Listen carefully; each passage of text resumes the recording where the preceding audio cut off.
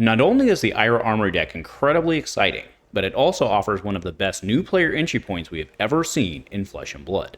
The deck is really good out of the box, with some awesome exclusive includes, and with just a few minor tweaks we can get the deck truly Armory ready for less than $10 in upgrades. Inside your Ira Armory deck you'll find a 60 card deck, plus weapon and a full equipment suite, and of course, Ira Scarlet Revenger. Also, the deck came with 3 Red Bittering Thorns. Hells to the yes! Thank you, LSS.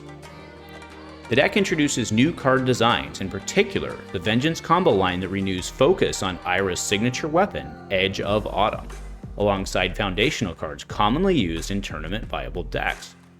The deck focuses on leveraging Ira's hero ability and the flexibility of her signature weapon, often aiming to generate multiple attacks in a single turn. While designed for immediate play, the deck also offers clear upgrade paths for players looking to enhance their collection and compete at higher levels. We're starting our video today by acknowledging that the Ira Armory deck out of the box is really pretty darn good. But in order to be truly Armory ready, we need to make some tweaks to the main deck itself, and certainly via the addition of a robust sideboard able to flex the deck into different opponents. And my build today will get you there for less than $10 US, bringing the total cost with the Ira Armory deck purchase to $50 or even less. Then I'll spend the last portion of today's video outlining some future upgrade options that you can grow into over time.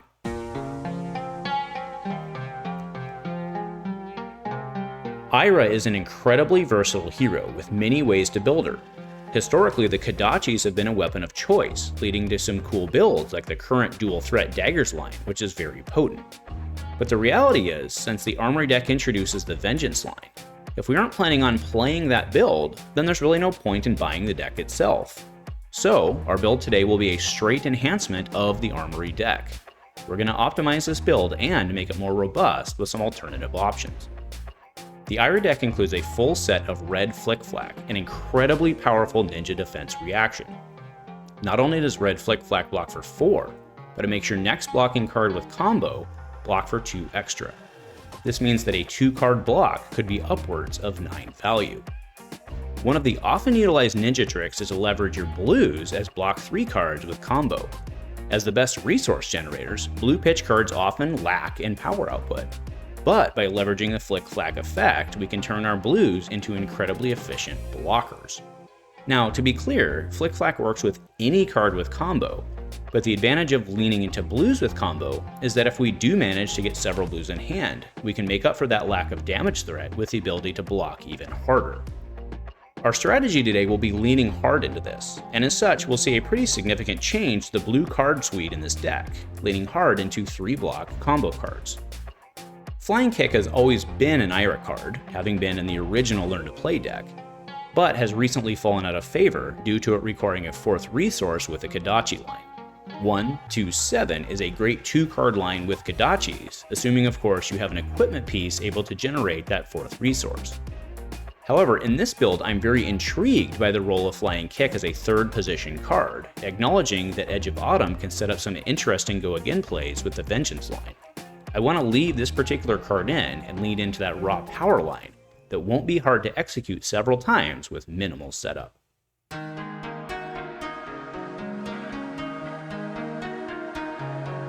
For our main deck upgrades, we'll be removing 12 cards and backfilling them with some more effective includes. The first card we're adding is my personal favorite in Ira and is a windmill slam into any of her builds due to her +1 ability. Flex Claws is a red 1-cost and 4 attack with Go Again that on hit creates a Crouching Tiger which can be played this turn. Opening the turn with Flex Claws immediately puts the opponent into a tough decision. If they allow any damage to bleed, the created Crouching Tiger then comes in for 1 due to Ira's ability, causing additional bleed.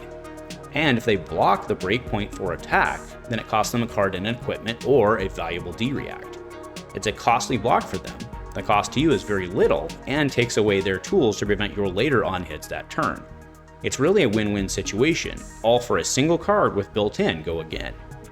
While yes, this is a Crouching Tiger card, it works completely independent of that archetype, and in my opinion is an absolute windmill slam into Ira.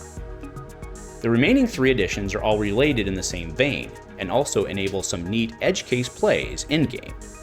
Historically, the need for zero-cost blues to fuel the harmonized Kodachis have dictated the choices of blues within Ninja decks. However, since we're working off of Edge of Autumn, this means we can now look at all blues, and that actually opens up some lesser used combo lines. The leg tap line has historically really only seen budget format play, but it works really well for us in this case, not only supplying a combo line, but also 2 great cards that are both blues and block 3s with combo. We'll be adding leg tap red and the blue versions of both Rising Knee and Blackout Kick. So with those minor changes in mind, our main deck upgrades will consist of the following. We will be removing Give and Take ×2, Blue Bittering Thorns ×2, 1 E-Pot, 3 Flying Kick Blue, and 3 Torrent of Tempo. And we'll be adding in 3 red Flex Claws, 3 red Leg Taps, and 3 each of blue Rising Knee Thrust and Blackout Kick.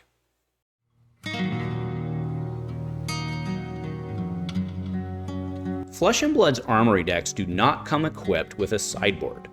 LSS has told us that this is very much intentional, as they want the product to be a pick up and play, and there's a lot of logic in this.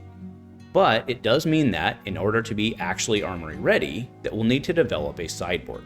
Constructing our sideboard is all about making our deck more robust against the other heroes that we may run up against at an armory. The first move is to ensure that our deck can handle arcane damage. Luckily, the deck comes with a new chess piece, Robe of Autumn's Fall, which provides Arcane Barrier 1. But to be better protected, we'll want Arcane Barrier 3, as well as some tools to specifically combat arcane damage. We'll be packing Tide Flippers, an arcane-capable foot slot, as well as Nullrune Hood. This means that even in an arcane matchup, we'll still be sporting the Arcana Scar Wraps into battle for on-hit shenanigans. Arcane Polarity is a great include for heroes like Florian and Verdance, for example, that come with small arcane pings, and Oasis is there for the wizards that try and combo over the top of your arcane barrier. The next card we have in our sideboard will be swapped in frequently for red Soulbeat Strike, depending of course on the build. Wreak Havoc is a great way of combating heroes who are heavy on defense, and also is a great budget stand-in for an expensive staple card. In that same vein, Blanche is there to mess with heroes that care about colors that play or pitch, such as the new pirate heroes. Now, the disadvantage of Blanche is that it is a 3-drop, meaning you'll need to get creative for your turn to take advantage of Ira's ability. But in addition to their specific roles, the previous 2 cards combined with Enact Vengeance gives us a total of 9 poppers, 3 of which have a 7 for concern specific to Herald of Triumph. Popper, of course, is the Fab community's coin term for a 6+ attack that, when blocking, will destroy a Phantasm attack, a necessary consideration of defense against Illusionist heroes. Those sideboard cards round out our upgrades, and moving over to the buy list, we see that the total comes to just over $5 US as of the prep of this video, giving us plenty of wiggle room with market moves to ensure that we can buy and upgrade the Ira Armory deck for less than $50 US.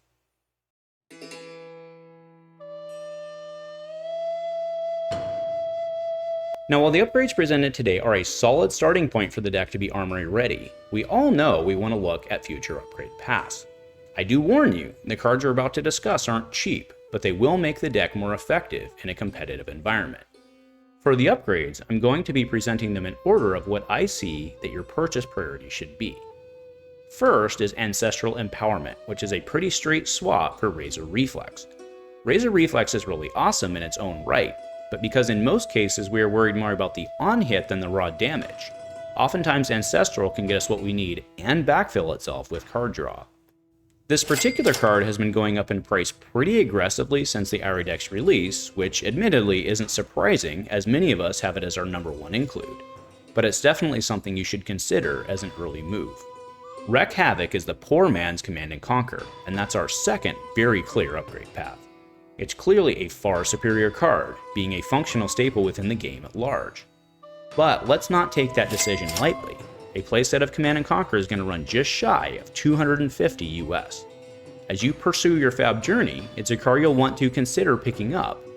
But, we get it, that's kind of crazy money. Our next upgrade slot is a U-Pick, because Blanche can be quite flexible in its slot. Erase Face is a solid include for talented heroes who care about their cards being a specific type, lightning, earth, draconic, and so on. And weakest link is a solid choice for metas where some heroes rely on instants and such. That's why these are largely sideboard cards, able to be called in as weapons against targeted situations. The price tag on these aren't as bad as CNC, but still not something you'd be proud to tell your partner you spent the rent money on. The next upgrade is probably the most iconic card in all of Flesh and Blood, and for good reason. Find All Spring Tunic offers one resource every 3 turns, and can enable some pretty crazy things. Now, going from Old Knocker to Tunic isn't cheap. It'll run you to the tune of about 150 US. That may seem crazy, and yeah, for most of us it is. But it's arguably one of the most useful cards in all of Flesh and Blood. Even so, I have it as a last upgrade not just due to the price, but also because there are other options that, while not as efficient in-game, may be more efficient for your wallet. Finally, let's end the upgrade section with a choose-your-own-adventure of sorts. The leg tap combo line is just one of many, many available. The 100 Winds of Eternity line, for example, is another solid way to provide combo options that also synergize. Do a search on your own and find what you think will work for you. There are a lot of ways to go, so make it your own. Well, my fab friends, that's the budget build, with upskill pathways clearly laid out. I did my best to keep it quick and dirty, but also ensure the reasoning and lines were clear. If you appreciated this even slightly, please give it a like, and consider subscribing for more awesome, level-headed Flesh and Blood content. Thank you, my friends, and go Commando.